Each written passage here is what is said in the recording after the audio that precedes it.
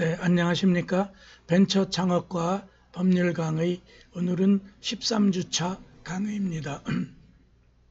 제 13강 1교시는 회사의 재무제표 작성과 책임에 관한 부분, 그 다음에 2장에서는 재무제표의 분석 방법, 또 3장에서는 창업사업의 세무관리.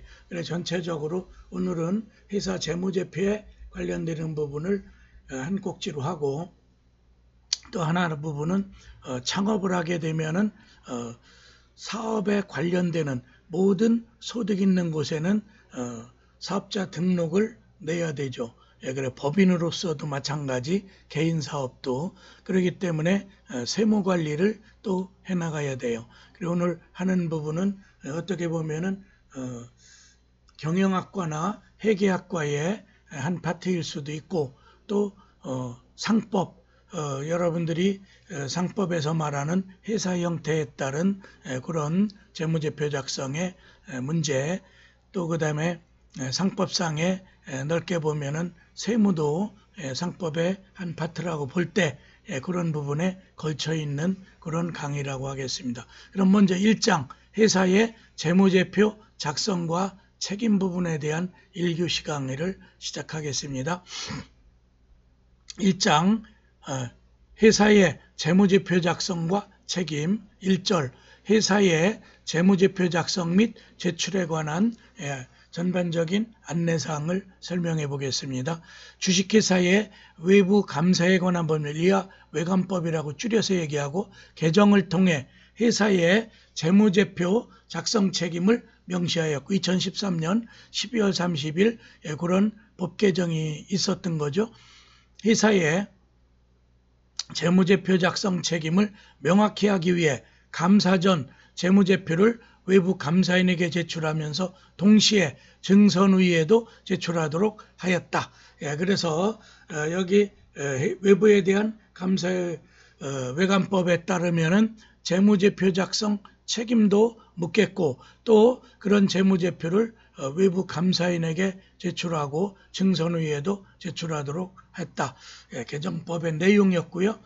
그 다음에 두 번째 문단, 회사는 재무상태표, 또 포괄 손익계산서, 자본변동표, 현금 흐름표, 주석, 여기까지가 전체적인 제출해야 되는 재무제표가 되겠죠. 작성하여 외부 감사인에게 충분한 감사 시간을 확보할 수 있도록 정해진 기간 내에 제출하고, 외부 공시를 하는 경우 공시 서식에 맞게 편집하며, 공시 이후에는 공시된 재무제표가 외부감사인의 외부감사 의견이 표명의 기초가 된 재무제표와 동일한지 확인하는 일련의 절차를 수행해야 한다. 그래서 회사가 외부에 공정한 또 대외적 신용도를 높이기 위해 이런 외부감사에 관한 법률의 재무제표 제출과 책임에 대한 근거를 마련했죠.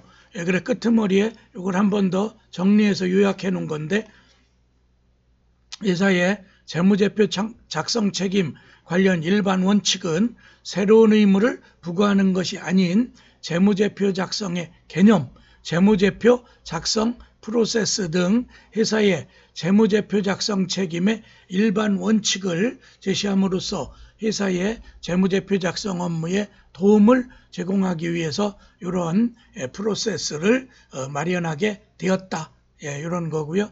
그 다음 페이지, 재무제표 작성에 그러면 책임은 어떠한가? 회사의 임직원은 외부 감사인으로 하여금 회사의 임직원을 대신하여 외부 감사의 대상이 되는 재무제표를 작성하게 하거나, 재무제표 작성과 관련된 기초자료의 작성 및 검토, 재무제표에 중요한 영향을 미칠 수 있는 사항 등에 대한 업무를 지원하게 하거나 관여하게 해서는 안 된다. 그래서 어떤 공정한 이런 프로세스를 따르게 하기 위해서 외부 감사인에게 의뢰를 하되, 거기에 어떤 조작을 한다라든가 또 왜곡 이런 게 나타나지 않게 공정성을 지켜달라. 만일에 그걸 위반하면은 외부 감사에 관한 법률에 따라 처벌받겠죠.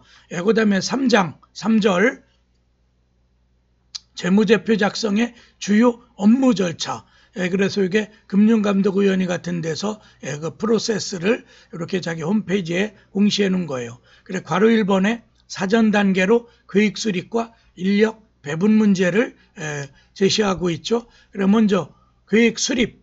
회사는 재무제표 작성을 위한 업무 단계별 세부 일정을 구체적으로 계획하고 재무제표 작성 업무 담당자별 업무 분장에 관한 세부적인 계획을 마련한다.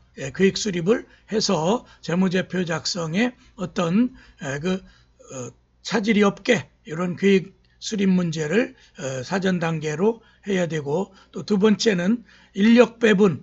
회사는 업무 단계별로 작성 담당자 및 관리자를 지정하여 재무제표 작성 업무 단계별 직무 권한과 책임을 명확히 가려서 인력을 배치해라. 그래야 효율성이 있겠죠. 그래서 사전 단계에는 계획 수립과 인력 배분에 대한 걸 이렇게 권장하고 있고요. 그 다음에 괄호 2번에 재무제표의 작성 단계. 그래가지고 여기 이제 한 4단계 정도로 나눠놨죠. 그래 작성 단계라면 하면 회사는 재무제표 작성 업무 담당자별 업무 분장에 따라 재무제표 작성 업무를 충실하게 수행한다는 그런 의미의 작성 단계를 4개로 나눠놨다. 먼저 첫 번째는 확인 단계.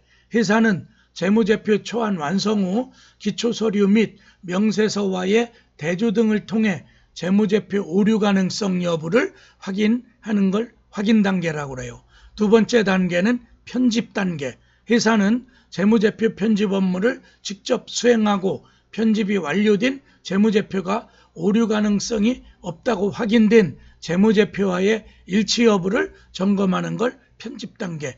그래서 여러분들이 책 같은 걸 써도 초안을 써서 타이핑이 된다면은 이제 편집 전문가들에 의해서 편집 단계. 여기서도 재무제표를 제출하기 전에 이러한 편집 단계가 두 번째로 필요하고, 그 다음에 이제 세 번째는 제출 단계죠.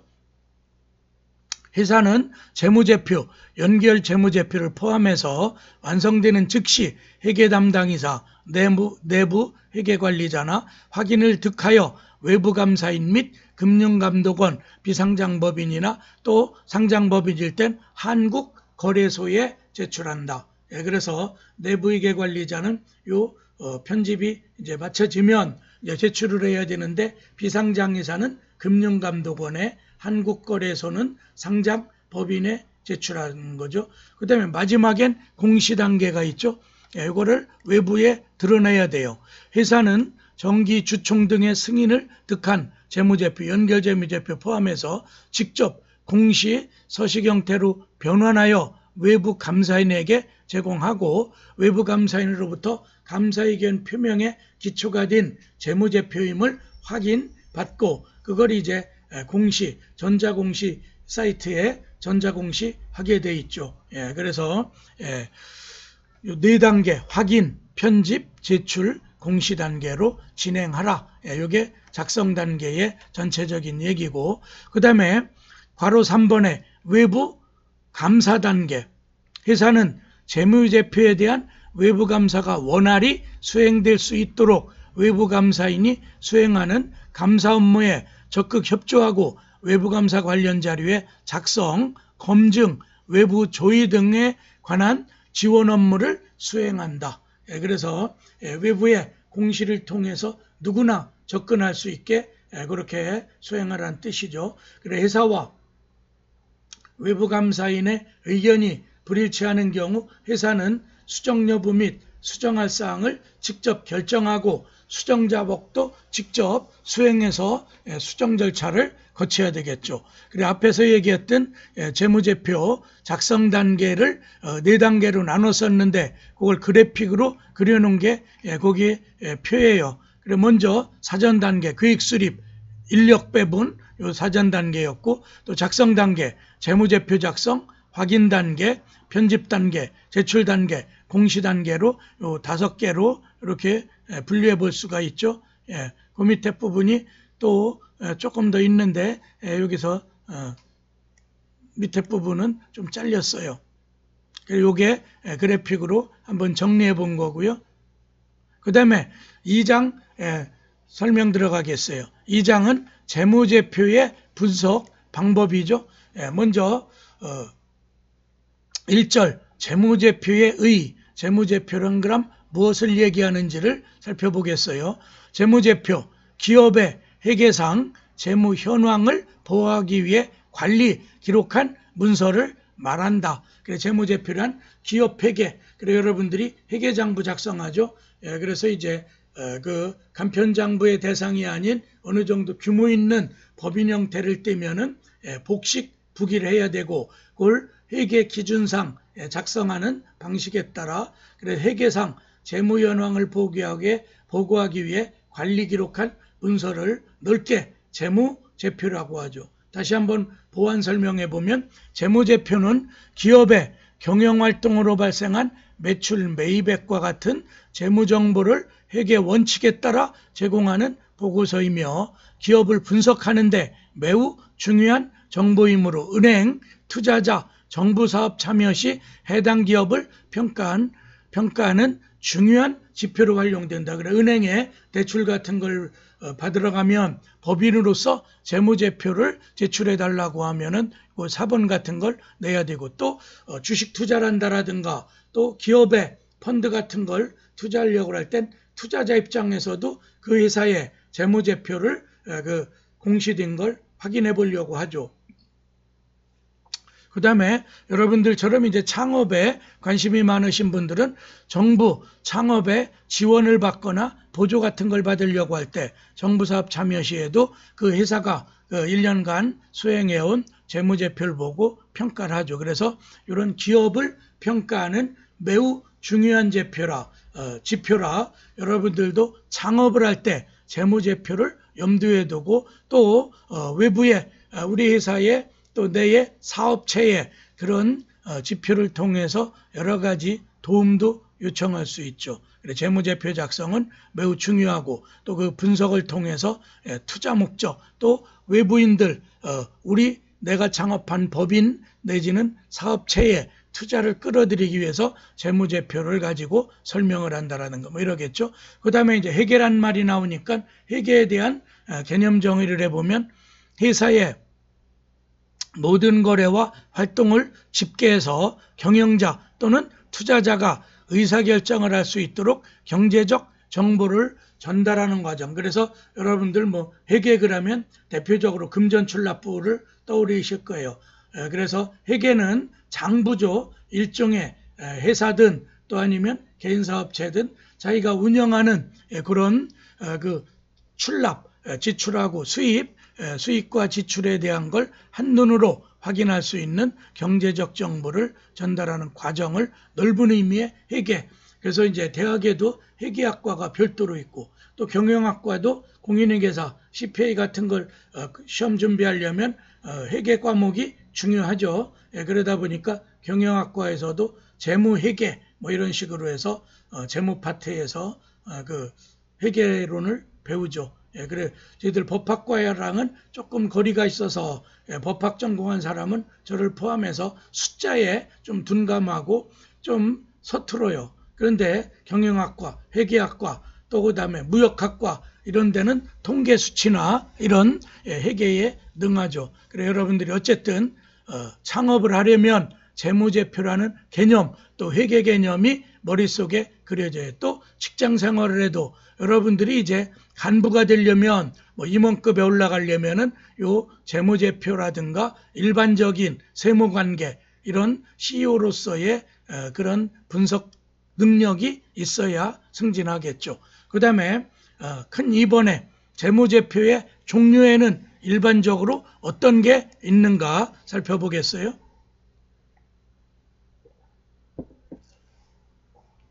재무제표 종류에는 대표적으로 재무상태표라는 게 있고 또 손익계산서, 여러분들이 이제 대차대조표를 통해서 또 대차대조표와 함께 손익계산서는 단기의 순이익을 확인해 볼 수 있는 그런 하나의 차트죠.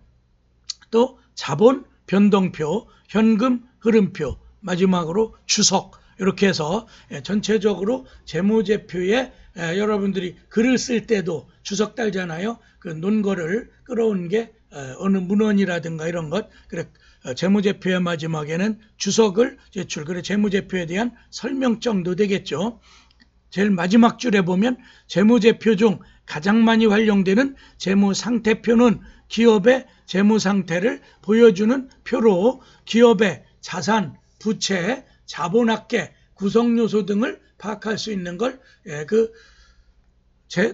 일종의 이제 재무상태표라고 그래요. 그래서 뭐 여러분들도 어떤 사람과 대화할 때 저 사람은 좀 상태가 좋지 않네 뭐 이런 것처럼 이 재무상태표를 통해 자산, 부채, 자본상태, 구성요소 등을 파악할 수 있으니까 전체적인 회사의 건실도 또 회사의 어떤 능력 이런 것들을 일감할 수 있는 그걸 조금 더 풀어보면 개인사업자는 12월 31일 대개 이제 회계를 말로 하죠. 법인사업자는 사업연도 종료 통상으로는 12월 31일에 자산과 부채를 여기 나타나니까 이 회사는 건전하다, 아니다, 부채가 많다면은 위험하겠죠. 또 하나는 재무상태표를 통해서 기업의 재무구조, 유동성과 지급 능력, 영업환경 변화에 대한 적응 능력을 평가하는 데 필요한 정보를 제공하는 중요한 어떤 이제 문서가 되겠죠. 그래서 요 재무상태표 이게 아주 중요할 거예요. 그 다음에 두 번째는 손익계산서는 1년간 기업의 손해와 이익을 나타내는 재무제표로 수익과 비용을 대조하여 기업의 경영성과를 파악할 수 있다. 그래서 손익계산서 보는 게 중요하죠. 왜? 그 회사가 1년간 그 사업을 벌려서 영업을 통하여 어느 정도의 수익, 즉 당기순이익이 나타나는 그런 문서죠. 그래서 일반적으로 부기할 때 대차대조표와 손익계산서 작성을 다 하죠. 그러면 손익계산서를 조금 더 풀어보면 일정 기간 동안의 경영성과를 나타낸다. 또 하나 이익의 크기뿐만 아니라 어떤 활동에서 어떤 종류 이익이 발생했는지 정보를 제공하니까 그 기업의 어떤 사업성, 사업의 흐름 이런 것들을 파악할 수 있겠죠. 또 세 번째 재무제표로 자본 변동표라는 게 있죠. 일정 기간 동안 자본 변동의 내역을 나타내는 하나의 차트다. 뭐 이렇게 보시면 되겠고 또 하나 자본 변동표 기업의 자본금, 자본잉여금 등 자본거래 정보와 이익잉여금 즉 이익 누적액의 변동 내역을 제공하는 그런 표를 자본 변동표. 그래 자본에 관한 내역을 살펴볼 수 있는 거죠. 그 다음에 마지막으로는 현금흐름표는 기업의 영업활동, 투자활동, 재무활동 등에 따라 현금의 흐름을 나타내는 재무제표로 일정 기간 동안 기업에 보유하고 있는 현금의 변동을 파악할 수 있다. 그래 여러분들이 뭐니 해도 캐시죠. 그래서 개인도 부동산을 많이 보유해서 자산은 엄청 많아. 그런데 현금 동원력이 약하다라든가 당장 쓸 현금. 그래서 우리가 그 흑자 부도라고 하죠. 자산 또 부동산 같은 걸 다 매각하면 충분히 경영을 다시 활성화할 수 있는데 그럼에도 불구하고 채무가 더 많아. 현실적으로 빚을 갚는데 난관에 부딪힐 때 그래서 여러분들이 현금 흐름표 중요하겠죠. 현금이 어떻게 들어오고 나가는지 뭐니 해도 캐시다. 그 다음에 현금 흐름표를 조금 더 설명해 보면 일정 기간 동안의 기업 현금 흐름을 나타낸다. 그래서 현금 흐름이 양호하다는 건 그만큼 활성화도 돼 있고 유동성이 강하다는 그런 의미죠. 그 다음에 두 번째로 현금 흐름표 설명해 보면 기업 현금의 활동별 영업, 투자, 재무, 증감 내역을 제공하기도 하죠. 또 마지막으로 재무제표 종류 중엔 주석이라는 게 있죠. 재무제표 주요 항목의 보충 설명, 즉 요러한 게 이런 것이 있다. 그러니까 여러분들이 각주 달듯이 글 쓸 때 주석을 달듯이 주석을 붙이게 돼 있죠. 또 주요 계정 과목의 상세 내역과 관련된 설명을 제공하는 그런 의미를 담고 있다. 그 다음에 큰 3번 재무제표 분석 방법은 분량이 좀 많아서 시간도 어느 정도 됐고, 그래서 제 3절은 2교시에서 그 3절부터 또 3장의 세무관리 이거랑 같이 2교시에서 강의하겠습니다. 10분간 휴식했다가 2교시 하겠습니다.